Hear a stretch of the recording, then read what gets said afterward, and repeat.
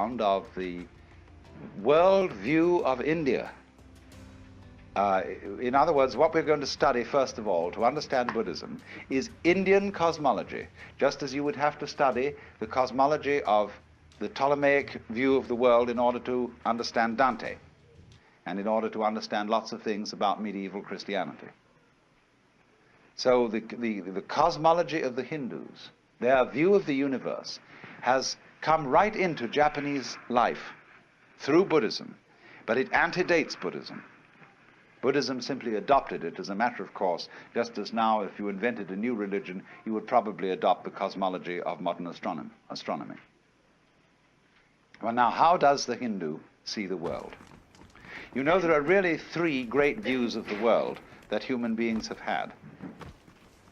And they go, one is the Western view of the world, which looks upon the world as a construct, an artifact, by analogy with ceramics and carpentry. Then there is the Hindu view of the world, which is dramatic, looks on it as a play. And then the Chinese view is organic and looks upon the world as an organism. But the Hindu view sees it as a drama. And it's simply this: there is what there is, and always was and always will be, which is called the self. That in Sanskrit is Atman, A-T-M-A-N. And the Atman is also called Brahman. Brahman, from the root Bri, to grow, to expand, to swell, is actually related to our word breath. So Brahman, the self, according to the Hindu view, plays hide and seek with itself for always and always and always. How far out, how lost can you get? So here each one of us, according to the Hindu idea, is the Godhead on purpose, getting lost for the fun of it. And how terrible it can get at times. But won't it be nice when you wake up? That's sort of the basic idea. And I found it's an idea that any child can understand, because great simplicity and great elegance. Now, in part of this cosmology, we must understand another feature of this conception of the universe. Not only, you remember now the kalpas, the periods of time, the yugas, the qualities of the time through which the universe goes, but there's the final thing, which are called the six worlds, or the six paths of life. And this is very important for Buddhism, although it comes from Hinduism, is represented in what is called the Bhava Chakra. I want to start by re-emphasizing the point that what are called the religions of the East, and the ones we're discussing, Hinduism, Buddhism, and Chinese Taoism, they don't involve that you believe in anything specific. And they don't involve any idea of obedience to commandments from above. And they don't involve any conformity to a specific ritual, although they do have rituals, but their rituals vary from country to country and from time to time. Their objective is always not ideas, not doctrines, but a method for the transformation of consciousness. That is to say, for a transformation of your sensation of who you are. And I emphasize the word sensation because it's the strongest word we have for feeling directly. When you put your hand on the corner of a table, you have a very definite feeling. And when you are aware of existing, you also have a definite feeling. But in the view of these methods or disciplines, the ordinary person's definite feeling of the way he exists and who he is a hallucination. To feel yourself as a separate ego, a source of action and awareness that is entirely separate and independent from the rest of the world, somehow locked up inside a bag of skin, is seen as a hallucination. That you are not a stranger in the earth, that comes into this world either as a result of a natural fluke or being a sort of spirit that comes from somewhere else altogether. But that you, in your fundamental existence, you are the total energy that constitutes this universe. Playing that it's you. Playing that it's this particular organism. And even playing that it's this particular person. Because the fundamental game of the world is a game of hide and seek. That is to say, that the colossal reality, the energy that is everything, that is a unitary energy, that is one, plays at being many, at manifesting itself in all these particulars that we call you and you and you and you and you and you and you and you and this and that and all around us.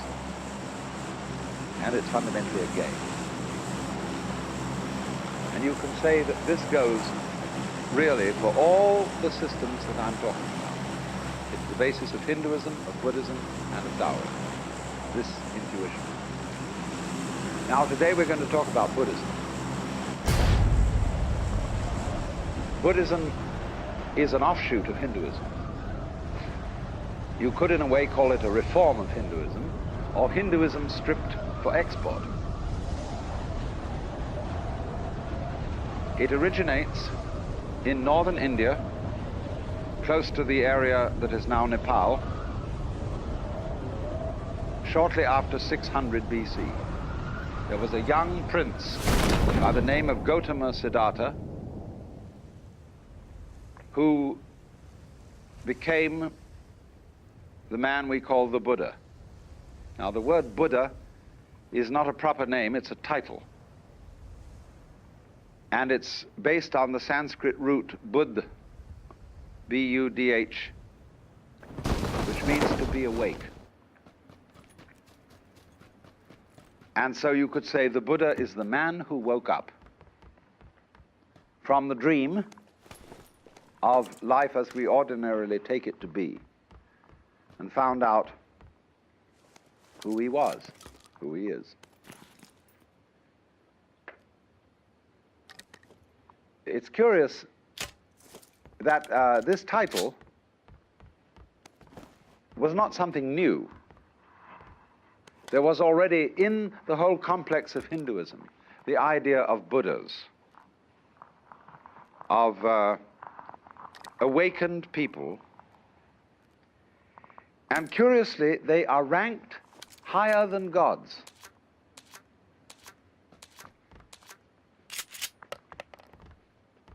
Because in the view of Hinduism, even the gods, or the angels, the devas, are still bound on the wheel of the sort of squirrel cage of going round and round and round in the pursuit of success.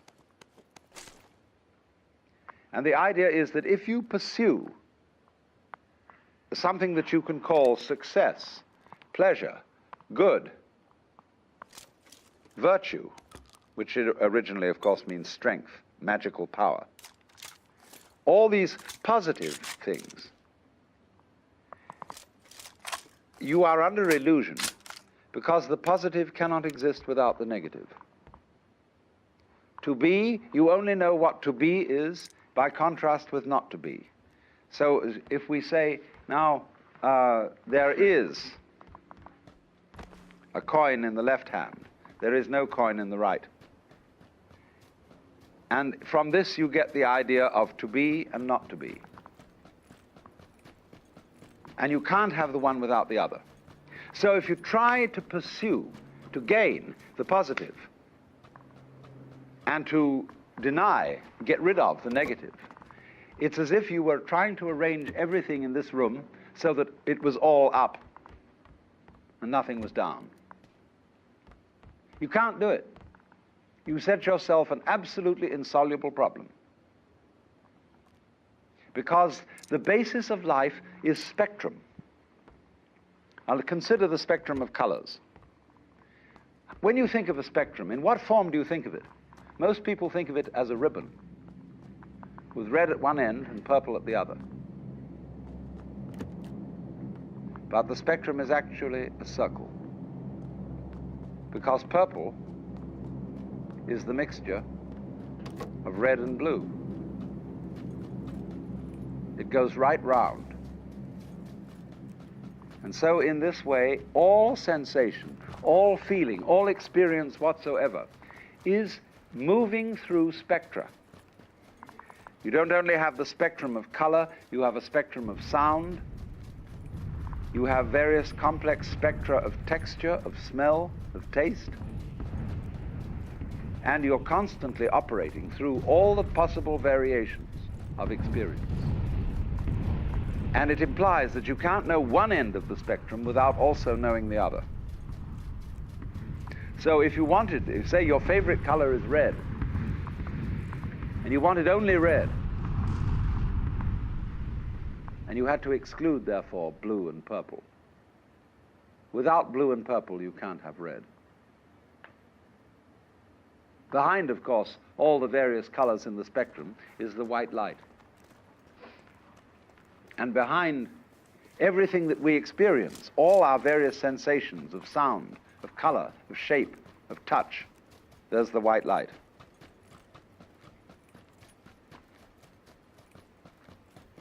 And I'm using the phrase, the white light, rather symbolically. I don't mean it literally. But there is common to all sensations what you might call the basic sense. And if you explore back into your sensations and reduce them all to the basic sense, you're on your way to reality, to what underlies everything, to what being the basic energy. And to the extent that you realize this and know that you are it, you transcend, you overcome, you surpass the illusion that you are simply John Doe, Mary Smith, or what have you. So then, the Buddha, as the man who woke up, is regarded as one Buddha among a potentiality of myriads of Buddhas. Everybody can be a Buddha. Everybody has in himself the capacity to wake up from the illusion of being simply this separate individual. The Buddha made his doctrine very easy to understand, because in those days there wasn't very much writing being done, and people committed things to memory. And so he put his doctrine or method in various formulae, which are very easy to remember, and I'm going to explain it in those terms so that you can remember it just as well. He, of course, practiced the various disciplines that were offered in the Hinduism of his time, but he found in a certain way that they had become unsatisfactory, because they had overemphasized asceticism, had overemphasized putting up with as much pain as you can. There was a feeling, you see, that if the problem of life is pain, let us suffer. And this is the root of the ascetics, you see, who lie on beds of nails, who hold a hand up forever and ever and ever, who eat only one banana a day, who renounce sex, who do all these weird things, because they feel that if they head right into pain and don't become afraid of it, but suffer as much pain as possible, they will, by this method, overcome the problem of pain. And they will set themselves free from anxiety. There's a certain sense in that, as you can obviously see. Supposing, for example, you have absolutely no fear of pain. You have no anxieties. You have no hang-ups. How strong you would be. Nobody could stop you. You would have ultimate courage. But the Buddha was very subtle. He is really the first historical psychologist, the great psychologist, psychotherapist. He is very subtle because he saw that a person who is fighting pain, who is trying to get rid of pain, is still really fundamentally afraid of it. And therefore, the way of asceticism is not right. Equally, the way of hedonism, of seeking pleasure, is not right. So the Buddha's doctrine is called the middle way, which is neither ascetic nor hedonistic. So it's summed up in what are called the Four Noble Truths. And the first is called dukkha.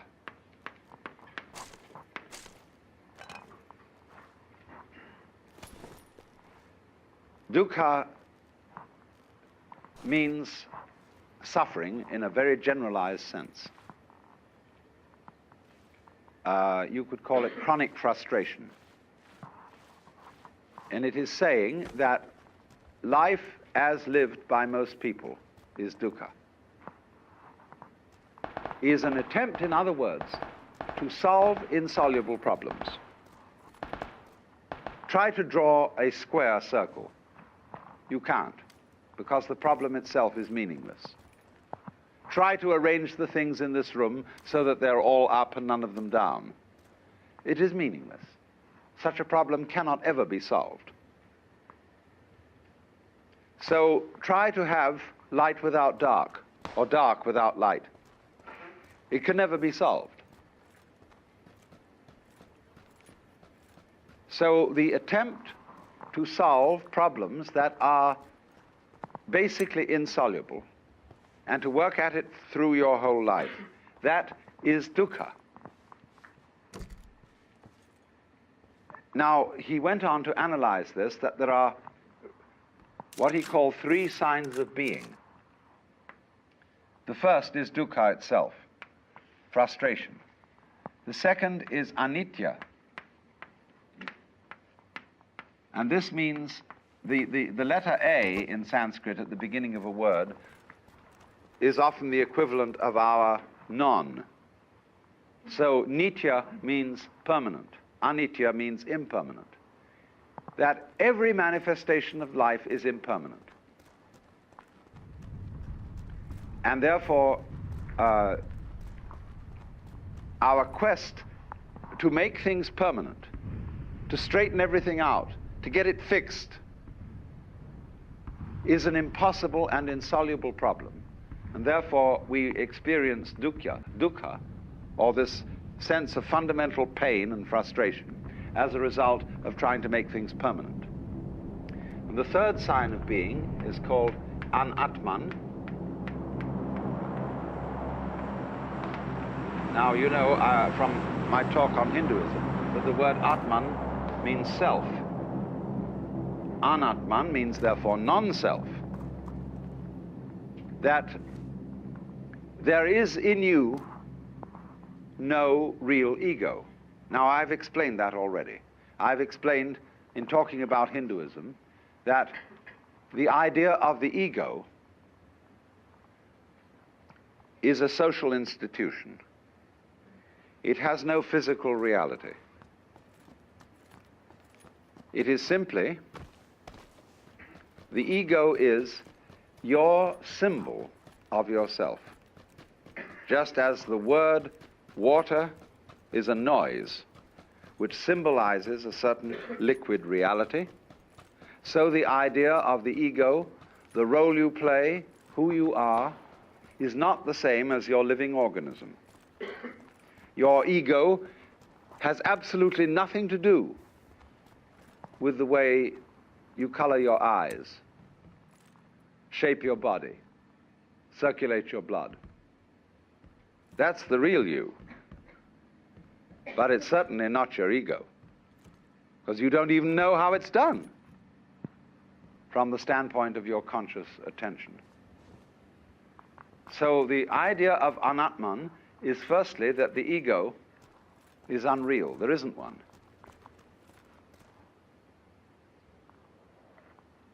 Now then, this then is the first truth. There is this situation that we have dukkha, or frustration, because we are fighting the changingness of things, and because we don't realize that the ego, the I, is unreal. The second of the Four Noble Truths is then called Trishna.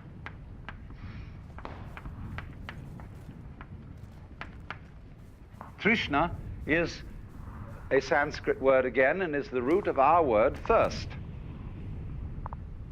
And it's usually translated desire, but it is better translated clinging, grabbing, or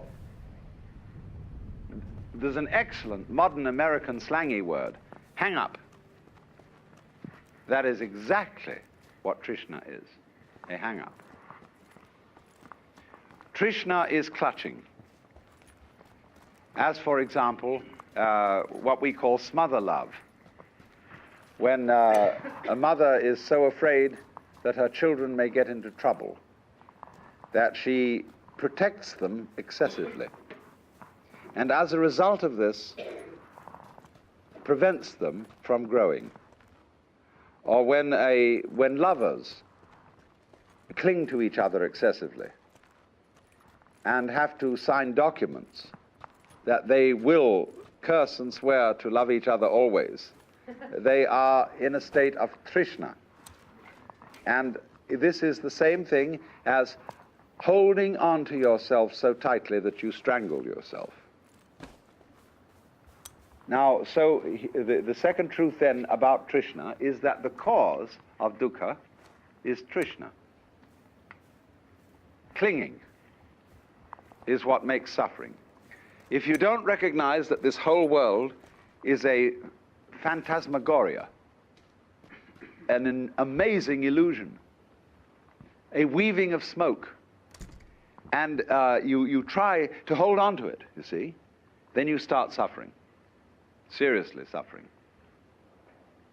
Trishna is in turn based upon avidya.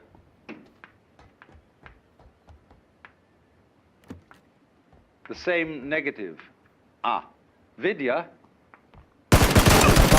vid, means knowledge, as in the Latin video and the English vision. Avidya, therefore, is ignorance. Gnosis, gna, means, of course, to know. Knowledge is the same thing as gnosis in Greek. To know. So this is not to know, to ignore, to overlook. And I explained in the first talk in this series how we ignore all kinds of things, because we notice only what we think noteworthy. And therefore our vision of everything is highly selective. We pick out certain things and say that's what's there, just as we select and notice the figure rather than the background. Sometimes I draw this on the blackboard and ask the question, what have I drawn? What would you say? What have I drawn? A circle. Any other suggestions? A hole in the glass. Yeah, you're getting the point. I've drawn a wall with a hole in it, you see. But ordinarily, You've been reading my books. So, but ordinarily people see the ball, the circle, the ring, or whatever, because they ignore the background. Just as one thinks that you can have pleasure without pain. You want pleasure, the figure, and don't realize that pain is the background. So avidya is this state of restricted consciousness, restricted attention, that moves through life unaware of the fact that to be implies not to be, and vice versa.